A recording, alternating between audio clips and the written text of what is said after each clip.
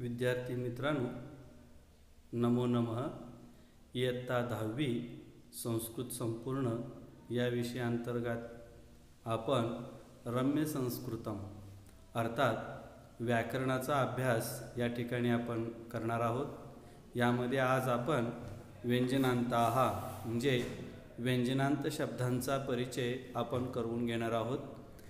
यापूर्वी इयत्ता 8वीमध्ये स्वर शेवटी असणारे शब्द पाहिले होते आणि इयत्ता 9वीमध्ये देखील प्रारंभी स्वरांत म्हणजे उकारांत शब्द पाहिलो होतो. भानू, धेनू, मधु, त्यानंतर ऋकारांतमध्ये पितृ इत्यादी पाहिलो होतो. तसंच व्यंजनांत शब्दांचा देखील परिचय 9वीला असताना आपण पाहिलेला आहे की ज्यामध्ये मरुत, सरित, जगत ही 3 शब्द आपण मरुत पुल्लिंगी, सरित स्त्रीलिंगी आणि जगत नपुंसकलिंगी अशा प्रकारे या शब्दांचा परिचय आपण पाहिलो होतो. त्याचवेळी आपल्याला सांगितलं होतं की व्यंजनांत शब्द काळजीपूर्वक लक्षात ठेवा, कारण आपल्याला 10वीला गेल्यानंतर पुन्हा व्यंजनांत शब्द रचना येणार आहे, तर त्यांची पण रचना ही 9वीतील मरुत, भवान यांच्याप्रमाणेच होणार आहे. तर या ठिकाणी आता इयत्ता 10वीला व्यंजनांत शब्दांचा परिचय आपण करून घेणार आहोत. त्यामध्ये प्रामुख्याने तकारांत, नकारांत, त वर्ण शेवटी असलेले तकारांत, न वर्ण शेवटी असेल तर नकारांत, ज वर्ण शेवटी असेल तर जकारांत, च वर्ण शेवटी असेल तर चकारांत आणि श वर्ण शेवटी असेल तर शकारांत असे शब्द या आपण रम्य संस्कृतम या भागामध्ये आत्ता आपण पाहणार आहोत. तत्पूर्वी थोडेसे प्रस्तावना आपण पाहूया. पहा, लक्षपूर्वक ऐका. या ठिकाणी पुस्तकामध्ये दिलेलं आहे शब्दसृष्टीम पश्यतः. शब्दसृष्टी पहा म्हणजे काय? संस्कृतमध्ये एका वस्तूला, एका व्यक्तीला किंवा एका शब्दाला अनेक पर्यायवाची शब्द भरपूर आहेत. जसं आता उदाहरणार्थ या ठिकाणी पहिलं चित्र आहे, देवाचं चित्र पहिलं आहे, ज्यामध्ये आपण पाहतो अमर्त्य किंवा लाल अक्षरात दिलेलं आहे. पहा, भगवान. भगवान लाल अक्षरात दिलेलं आहे कारण त्याची रचना थोडी वेगळी चालते. पण सुरः, विबुध, त्रिदशः, अमर्त्य, निर्जरः, अमरः, देवः ही सगळी रूपे देवप्रमाणे चालतात. 8वीला पाहिलो आहे ते सर. आणि प्रभू हे मागील वर्षी आपण पाहिलेलं आहे भानू, त्याप्रमाणे त्याची रचना होते. आणि भगवान हे लाल अक्षरात दिलेलं आहे कारण हे भगवान स्वतंत्र आहे. पाहू आपण. पुढचं सूर्य आहे. सूर्याला शब्द पण आहे भास्वान. तर आता इथं पहा सूर्य दिसतंय का? पहा या ठिकाणी दिलेलं आहे. पहा सूर्य. त्याच्यानंतर दिवाकर, दिनकर, मित्र, आदित्य, रविही इकारांत शब्द आहे. भास्कर पुन्हा आकारांत आणि चंडांशी उकारांत शब्द आहे. पण मात्र भास्वान हे लाल अक्षरामध्ये दिलेलं आहे कारण नकारांत व्यंजनांत शब्द आहे. त्याची रचना कशी होते ते आता आपण या ठिकाणी पाहणार आहोत. या ठिकाणी पहा असं दिलेलं आहे की मूळ शब्दांना खरं पाहायला गेलं तर 2 प्रकारची प्रत्यय लागतात. कोणते कोणते 2 प्रकारचे प्रत्यय लागतात? वत, मत प्रत्यय स्वामित्वम दर्शयती. स्वामित्व म्हणजे काय? मालकी हक्क, मालकीपणा दाखवतात. म्हणजे काय ते आता पाहूया आपण. येथे वत मत प्रत्ययांताः, वत आणि मत प्रत्यय. हा जो बॉक्स आहे तो वत प्रत्ययांचा आणि हा बॉक्स आहे तो मत प्रत्ययांत असलेले शब्द आहेत. तर पहा, भगवान, वान म्हणजे सहित, आणि भग या शब्दाचे अर्थ होतात 2, ज्ञान आणि लक्ष्मी. ज्ञानाने सहित त्याला भगवान म्हणा, लक्ष्मी संपत्तीने सहित त्याला भगवान म्हणा. भास्वान, भास म्हणजे तेज, प्रकाश. विद्यावान, विद्या म्हणजे ज्ञान आणि विद्यावान म्हणजे ज्ञानवान, ज्ञानी, ज्याच्याकडे विद्या आहे असा तो. गुणवान, गुण आणि गुण ज्याच्याकडे आहेत असा तो गुणवान. ज्ञानवान, कलावान. आणि इकडे दिलेले आहेत श्रीमान, शक्तिमान, बुद्धिमान, आयुष्मान, हनुमान, कीर्तिमान. आता श्रीमानच्या ऐवजी श्रीवान होईल का? तर नाही होणार. तर पहा या ठिकाणी हा जो बॉक्स आहे तर ह्याच्यामध्ये आपल्याला दोन प्रकारचे प्रत्यय दिले आहेत, वत आणि मत.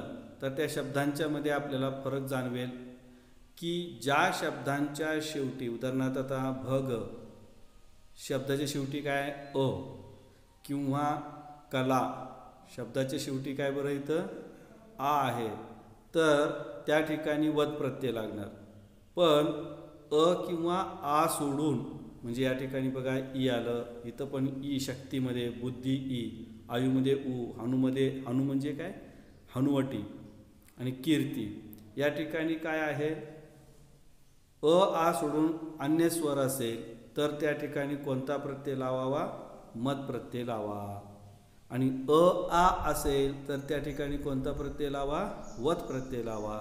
आणि वत प्रत्ययाचं रूपरचना बनताना वान आणि मतचं काय बनतं? मान अशी रचना बनत असते. तर पहा आता पुढे व्रत प्रत्ययांता मत प्रत्ययांता. एतान व्यंजनांतान अवगच्छत. ह्या व्यंजनांना जाणून घ्या. शिरह याच्यामध्ये मूळ शब्द आहे शिरस, सकारांत आहे, मागील वर्षी झाले. अध्वा अध्वन मार्ग. योमन म्हणजे आकाश, योमन शब्द आहे योम. पक्षी मूळ शब्द आहे पक्षीन.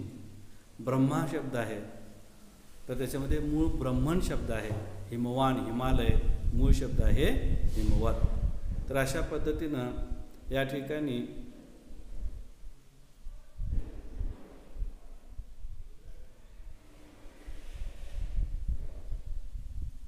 काही शब्दरचना आता आपण पाहत आहोत.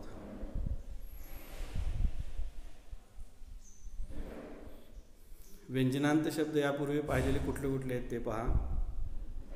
अंत म्हणजे शेवट. सकारांत मागील वर्षी शब्द पाहिलाय चंद्रमास, अप्सरस, स्त्रीलिंगी, नपुंसकलिंगी पयस म्हणजे दूध पाणी. तकारांत शब्द पाहिलाय मरुत, वारा, तडित म्हणजे वीज आणि जगत म्हणजे जग. आता वत मत प्रत्ययांत हा चालू वर्षी पाहणार आहोत. भगवत, श्रीमत है ना, वत मत प्रत्यय पुल्लिंगीमध्ये. त्यांची स्त्रीलिंगी रचना करायची असेल तर काय करायचं? ई प्रत्ययम योजित्वा नदी शब्दवत रूपानी. म्हणजे भगवतला ई प्रत्यय लावायचं म्हणजे काय रचना होईल बरे? मग भगवती कळलं का? किंवा श्रीमत आहे की नाही, श्रीमत, त्याला ई प्रत्यय लावला तर काय लावणार? श्रीमती. आणि मग त्याची रूपे कशी पण चालणार? नदीप्रमाणे चालणार. नदी नद्यौ नद्य, तसं श्रीमती श्रीमत्यौ श्रीमत्य, भगवती भगवत्यौ भगवत्य. आणि शशीन इन्नंत इन प्रत्यय आहे बरं का तिथं, इन यथा त्याची पण ई प्रत्यय लागून भगवती श्रीमती शशिनी योगिनी अशी या ठिकाणी ते दिलेत पहा. भगवती श्रीमती शशिनी योगिनी. आणि नपुंसकलिंगमध्ये त्यांची रूपे कशी चालतील? जगतप्रमाणे चालतील. आणि शशींचं मात्र इन्नंत असेल तर ते भावींप्रमाणे चालेल, ते आपण आता पाहणार आहोत.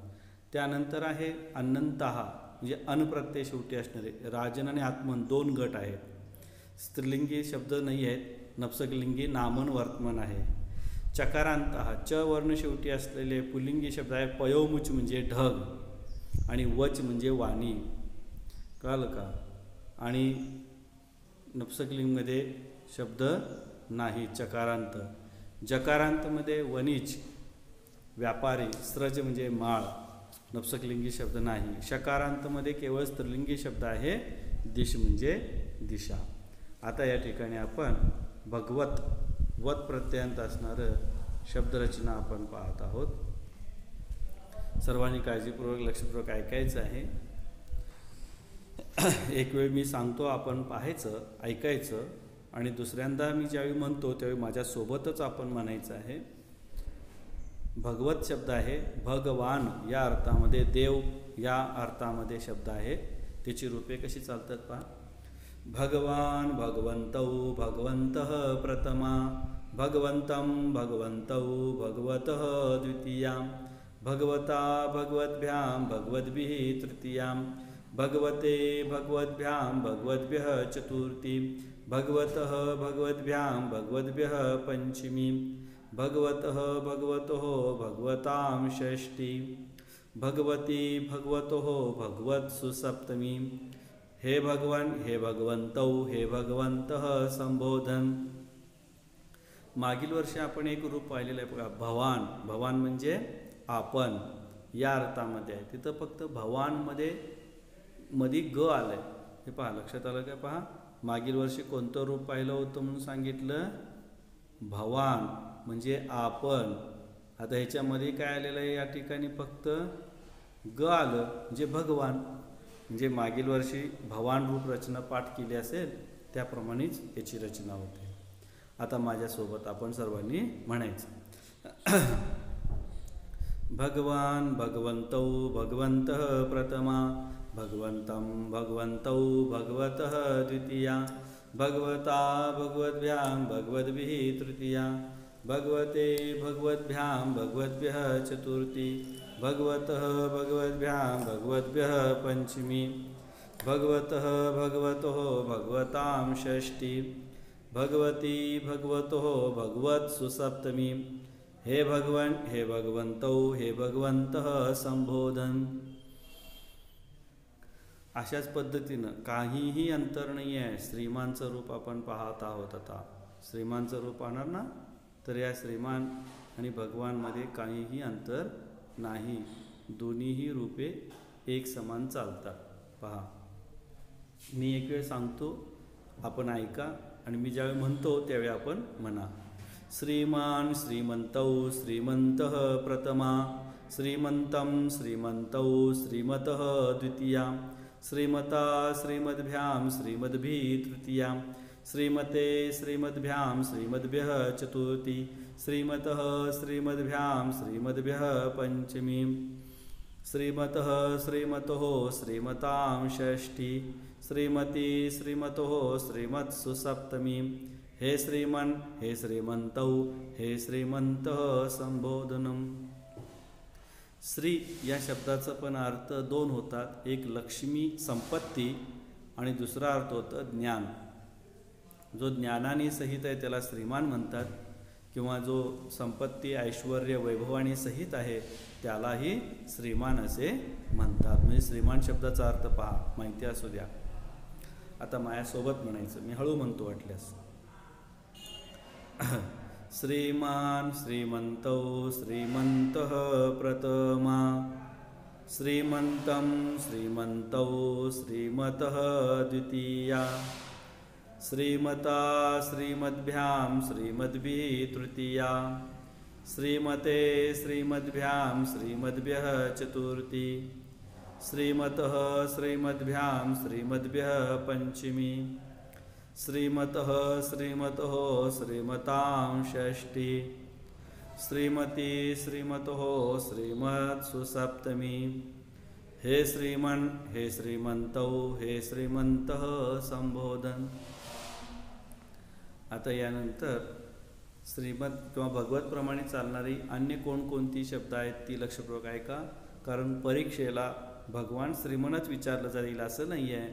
त्याप्रमाणे चालणारी अन्य रूपे देखील विचारले जाऊ शकतात. उदाहरणार्थ क्षमावत क्षमावान क्षमाशील क्षमाने सहित असणारा. हिमवत हिमवान हिम म्हणजे बर्फ आणि हिमवत म्हणजे हिम बर्फाने सहित बर्फाने आच्छादित हिमालय पर्वत हिमवान. बलवत बलवान दयावान हनुमत हनुमान बुद्धिमत बुद्धिमान शक्तिमत शक्तिमान इत्यादयः. त्याचप्रमाणे गतवत पठितवत दृष्टवत नीतवत इत्यादींनी कर्तरी भूधावी भूधा विशेषणांनी म्हणजे काय भूतकालवाचक धातुसाधित विशेषणांनी भगवत शब्दवत प्रपद्यन्ते भगवत शब्दाप्रमाणेच दिसून येतात.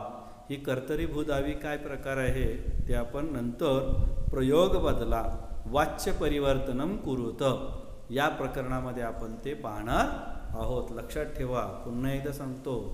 कर्तरी भूधावी वाच्य परिवर्तनम कुरुत.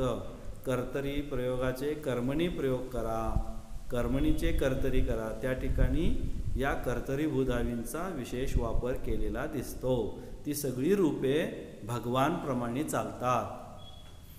पुढचा शब्द आहे शशीन. शश plus in प्रत्ययांत. इन म्हणजे स्वामित्वदर्शकच आहे. शशः नाम शशकः. शश म्हणजे ससा आणि शशः यस्य अंके अस्ति स शशी.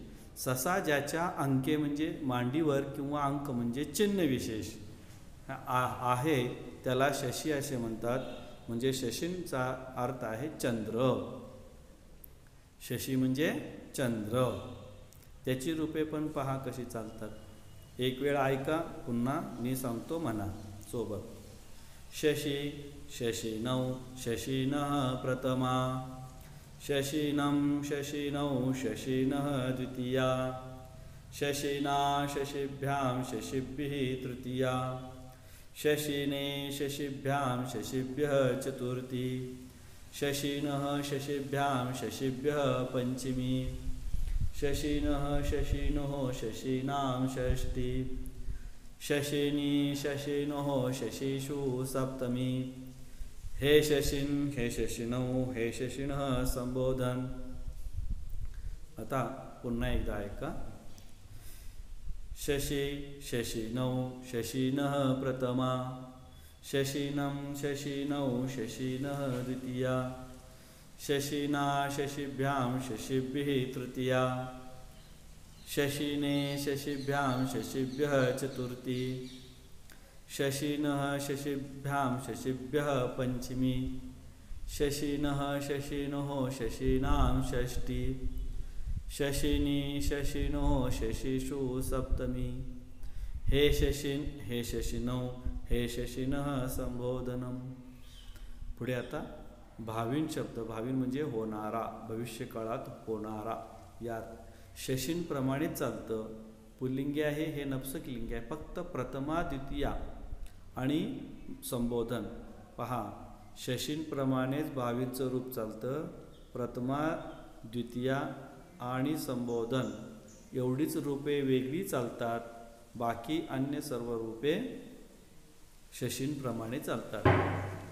भावी भाविनी भाविनी प्रथमा. भावी भाविनी भाविनी द्वितीया. भाविना भाविभ्यां भाविभिः तृतीया. भाविने भाविभ्यां भाविभ्यः चतुर्थी. भाविनः भाविभ्यां भाविभ्यः पंचमी. भाविनः भाविनोः भावीनां षष्ठी. भाविनी भाविनो भावीषु सप्तमी. हे भाविन हे भाविनी हे भाविनी संबोधन. पुन्हा आता म्हणतो ऐका आणि आपणही म्हणायचं आहे. भावी भाविनी भाविनी प्रथमा. भावी भाविनी भाविनी द्वितीया. भाविना भाविभ्यां भाविभिः तृतीया. भाविने भाविभ्यां भाविभ्यः चतुर्थी. भाविनः भाविभ्यां भाविभ्यः पंचमी. भाविनः भाविनोः भावीनां षष्ठी. भाविनी भाविनो भावीषु सप्तमी. हे भाविन हे भाविनी हे भाविनी संबोधन. तर अशा पद्धतीनं शशींप्रमाणे चालणारी शब्दरूपे कोणती आहेत आणि भावींप्रमाणे कोण चालणारे पहा. शशीन किंवा अन्य शब्द हा स्वामीन स्वामी. प्राणी म्हणजे प्राणी. विद्यार्थीन विद्यार्थी. बघा विद्यार्थी हा शब्द शशींप्रमाणे चालतो. शाखीन म्हणजे वृक्ष. शाखा ज्याला आहेत असा त्याला म्हणतात शाखी. शाखी शाखीनो म्हणजे वृक्ष. योगिन योगी संन्यासी. संन्यासीन म्हणजे संन्यासी. वाजिन म्हणजे घोडा. श्रेष्ठीन म्हणजे श्रेष्ठी है ना, शेडजी साहुकार या अर्थामध्ये पण होतं. तर अशा पद्धतीनं ही काही रूपे आहेत. त्याच्यानंतर पुढे अनंत. याचे दोन गट आहेत. अनंतमध्ये काय अनप्रत्यय ज्याच्या शेवटी आहेत असे दोन गट आहेत. एक आहे आत्मन आणि दुसरा आहे राजन. तर आत्मनप्रमाणे चालणारी शब्दरचना आणि राजनप्रमाणे चालणारी शब्दरचनेमध्ये काय फरक आहे. तर हा शब्दरचनामध्ये फरक आहे की आत्मन आणि दुसरा गट आहे राजन. तर इथं काय आहे की शेवटी अनप्रत्यय आहे. तर आत्मनमध्ये असं आहे की अनप्रत्ययाच्या अगोदर जोडाक्षर आहे आणि इथे अनप्रत्ययाच्या अगोदर जोडाक्षर नाही. दुसरी विशेषता अशी आहे की आत्मनमध्ये जोडाक्षर जरी असलं तरी त्यामध्ये दुसरा शब्द हा म किंवा व असेल तर त्यांची रचना आत्मनप्रमाणे चालेल. आणि जोडाक्षर नाहीच आहे त्यामुळे ती ज्यांचे जोडाक्षर नाहीत असे शब्द राजनप्रमाणे रूपरचना बनेल. तर आता पहिल्यांदा आत्मन शब्द पहा. जर आपण भगवान किंवा शशींचं रूप पाहिले त्याचप्रमाणे प्रत्यय याला देखील किंवा आमरुतप्रमाणे याची रूपरचना होते पहा. आता मात्र माझ्यासोबतच म्हणायचं आहे. आत्मा आत्मानो आत्मानः प्रथमा आत्मानं आत्मानो आत्मनः द्वितीया आत्मना आत्मभ्याम आत्मभिः तृतीया आत्मने आत्मभ्याम आत्मभ्यः चतुर्थी आत्मनः आत्मभ्याम आत्मभ्यः पंचमी आत्मनः आत्मनोः आत्मनां षष्ठी आत्मनि आत्मनोः आत्मसु सप्तमी. हे आत्मन हे आत्मानो हे आत्मानः संबोधन. पुन्हा आता माझ्यासोबत म्हणा. आत्मा आत्मानो आत्मानः प्रथमा आत्मानं आत्मानो आत्मनः द्वितीया आत्मना आत्मभ्याम आत्मभिः तृतीया आत्मने आत्मभ्याम आत्मभ्यः चतुर्थी आत्मनः आत्मभ्याम आत्मभ्यः पंचमी आत्मनः आत्मनोः आत्मनां षष्ठी आत्मनि आत्मनोः आत्मसु सप्तमी. हे आत्मन हे आत्मानो हे आत्मनः संबोधन. आता पुढे आत्मनप्रमाणेच खाली जन्मांचं रूप आहे नपुंसकलिंगी, पण राजांचं रूप पहा पुल्लिंगी रूप आहे. राजा राजानो राजानः प्रथमा राजानं राजानो राज्ञः द्वितीया. विशेष रूपरचना लक्षात ठेवा. कोणकोणते आहेत? राज्ञः राज्ञा राज्ञे राज्ञः राज्ञः राज्ञो राज्ञाम है ना. कोणती रचना इथं? तर हे राजन रूप आहे. यातलं काय झालं? उदाहरणार्थ आता इथं राज्ञः पहा किंवा राज्ञा या ठिकाणी प्रत्यय कुठला आहे? आ प्रत्यय आहे. पण आ प्रत्यय लागण्यापूर्वी झालं काय की या अन प्रत्ययापैकी या ज मध्ये असणारा जो अ आहे, ज मध्ये असणारा अ लोप पावला. मग काय राहिलं बरं? तर राज अर्धा आणि हा न आणि पुढं प्रत्यय कुठला आहे? आ. तर ज आणि न यांची संधी होऊन म्हणजे जचं हिच्या नचं काय झालं? अनुनासिक अनुनासिक य आलं आणि न आणि य याची चर्चा होऊन न्य झालं आणि आ त्याच्यामध्ये मिसळला. त्यामुळे तिथं राज्ञा शब्द तयार झालेलं आहे. तर पहा. राजा राजानो राजानः प्रथमा राजानं राजानो राज्ञः द्वितीया राज्ञा राजभ्यां राजभिः तृतीया राज्ञे राजभ्यां राजभ्यः चतुर्थी राज्ञः राजभ्यां राजभ्यः पंचमी राज्ञः राज्ञो राज्ञां षष्ठी राज्ञी राजनी राज्ञो राजसु सप्तमी. हे राजन हे राजानो हे राजानः संबोधनम. आता माझ्यासोबत म्हणा. राजा राजानो राजानः प्रथमा राजानं राजानो राज्ञः द्वितीया राज्ञा राजभ्यां राजभिः तृतीया राज्ञे राजभ्यां राजभ्यः चतुर्थी राज्ञः राजभ्यां राजभ्यः पंचमी राज्ञः राज्ञो राज्ञां षष्ठी राज्ञी राजनी राज्ञो राजसु सप्तमी हे राजन हे राजानो हे राजान संबोधनम. आता बाकीची रूपरचना आपण पुढच्या तासिकेला पाहूया.